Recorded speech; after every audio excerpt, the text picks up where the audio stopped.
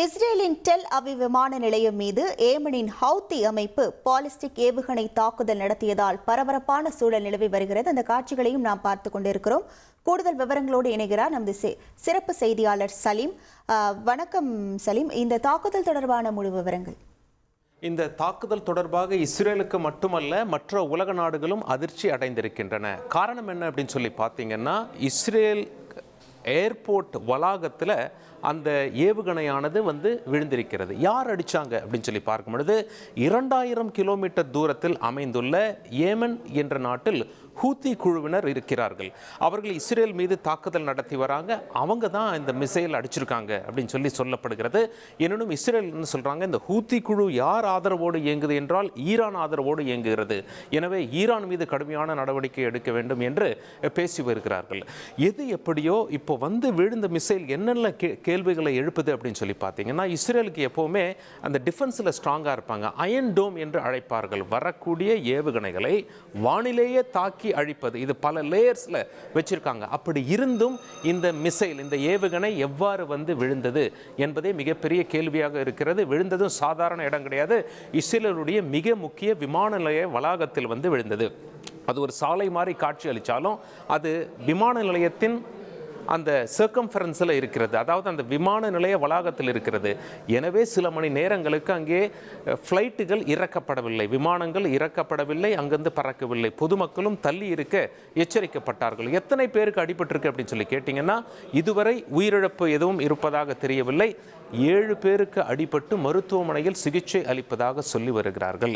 அதாவது அந்த மிசைல் விழுந்த இடத்துல எப்படி இருக்குன்னு சொல்லி பார்த்தீங்கன்னா, கிரேட்டர் என ஆங்கிலத்தில் அழைப்பார்கள். கிரேட்டர் என்றால் மிகப்பெரிய ராட்சச பள்ளம் போன்ற ஒரு அமைப்பு ஏற்பட்டிருக்கிறது. அந்த மிசைல் விழுந்த இடத்தை நம்ம பார்க்குறோம். ஒருத்தர் கார்லேருந்து வீடியோ எடுக்கிறாரு.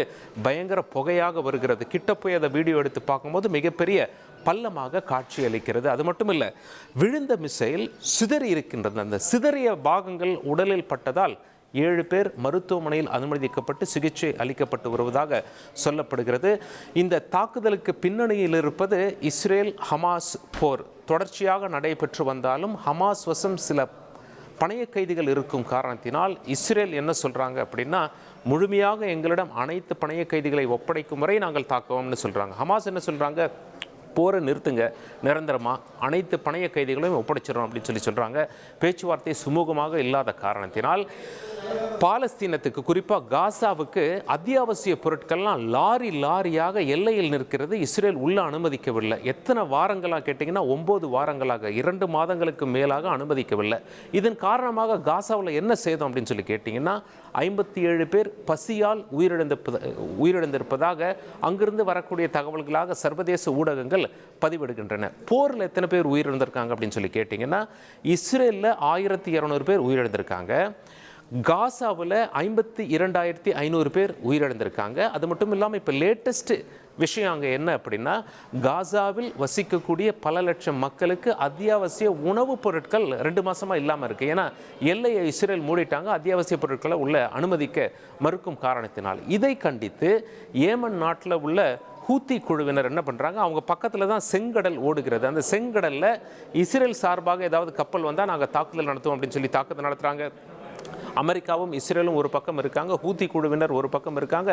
ஹூத்தி குழுவினர் மேலேயும் இஸ்ரேலும் அமெரிக்காவும் ஒரு பக்கம் தாக்குதல் நடத்தி வராங்க. ஆனால் இந்த மிசைல் தாக்குதல், ஏவுகணை தாக்குதலானது மிகப்பெரிய தாக்குதலாக பார்க்கப்படுகிறது. காரணம் என்னென்னா, 2000 கிலோமீட்டர் தாண்டி அந்த மிசைல் வந்திருக்கிறது, ஏவுகணை வந்திருக்கிறது. இஸ்ரேலுடைய அயன் டோம் என்ற அவங்க டிஃபென்ஸ் சிஸ்டமை தாண்டி இஸ்ரேலின் மிக முக்கிய இடமான அவங்களுடைய மிக முக்கிய விமான நிலைய வளாகத்தில் விழுந்து வெடித்திருக்கிறது என்பது இஸ்ரேலை கோபத்தின் உச்சிக்கு அழைத்து சென்றிருக்கிறது. அந்த மக்களுக்கு மீண்டும் பதட்டம். இஸ்ரேல் மையப்பகுதியில் மிகவும் பாதுகாப்பாக உணர்ந்தோமே, தற்பொழுது ஒரு மிசைல் விழுந்திருக்கிறது. இன்னும் எத்தனை மிசைலை அனுப்புவதற்காக தயார் செய்கிறார்கள்? டிஃபென்ஸ் சிஸ்டம், அந்த அயன் டோம் என்ன ஆயிற்று? இது போன்ற பல கேள்விகள் அங்கே எழுந்துள்ளதால் அங்கே காட்சிகள் மிகவும் பரபரப்பாக காணப்படுகிறது. இஸ்ரேல் தரப்பில் என்ன சொல்கிறாங்க, சில மணி நேரங்கள் இங்கே விமான போக்குவரத்து பாதிக்கப்பட்டது தான், விமான நிலையத்தை மூடி வச்சிருந்தோம், ஆனால் தற்பொழுது மீண்டும் நாங்கள் இயல்பு நிலைக்கு திரும்பிட்டோம் அப்படின்னு சொல்லி இஸ்ரேல் சொல்லி இருப்பது குறிப்பிடத்தக்கது. உங்கள் முழு விவரங்களுக்கு நன்றி சலீம். அதிமுக்கிய விவரங்களை அனைவருக்கும் புரிய வைக்கும் பாட்காஸ்ட் உலக அதிகம் தவிர்க்க முடியாத முதல் மக்கள் வளைகுடா நாடுகள் பிரான்சிஸுக்கு பிரியா விடை. சம்பவங்களை தேடி களத்திற்கே உங்களை அழைத்துச் செல்லும் ஸ்பாட்லைட். அங்க இருக்கக்கூடிய கள விவரங்கள் என்ன? அமலாக்கத்துறை கடந்த 5 வருஷமாவே சார் எனக்கு ரொம்ப பிடிக்கும் அவர் வர்றதுக்காக எங்களுடைய நியாயமான கோரிக்கை.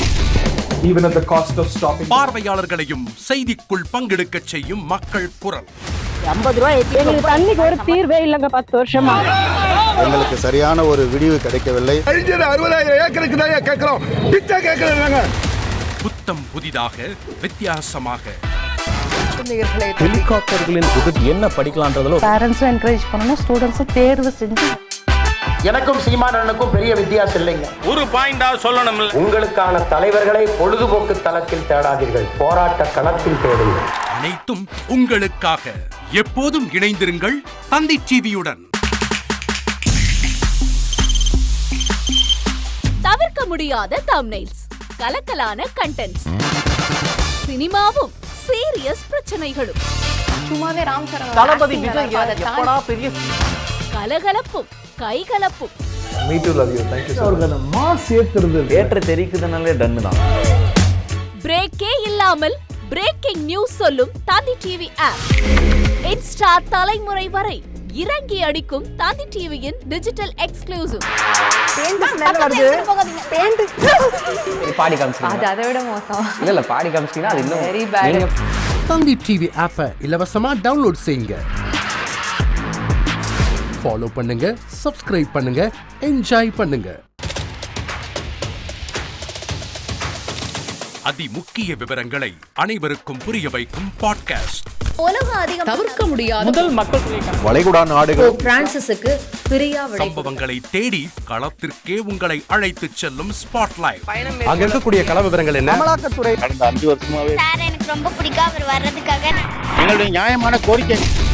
even at the cost of stopping பார்வையாளர்களையும் செய்திக்குள் பங்கெடுக்கச் செய்யும் மக்கள் குரல். 50 ரூபாய் எங்களுக்கு தண்ணிக்கு ஒரு தீர்வே இல்லைங்க 10 வருஷமா.